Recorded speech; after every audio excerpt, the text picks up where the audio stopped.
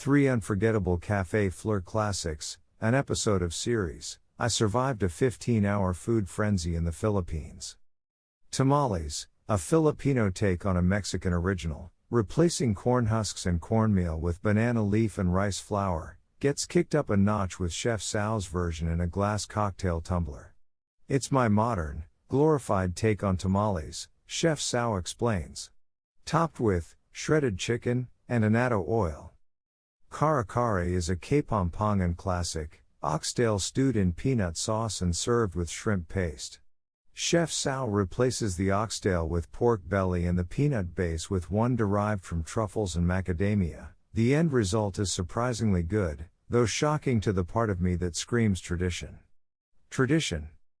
That inner yell finally shuts up when Chef Sau unveils his kaldereta, a dish that is usually prepared with mutton or beef. This one is made with lamb.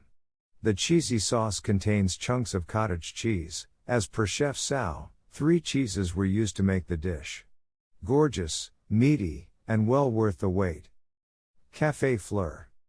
463B Miranda Street, Angeles City, Pampanga, location on Google Maps.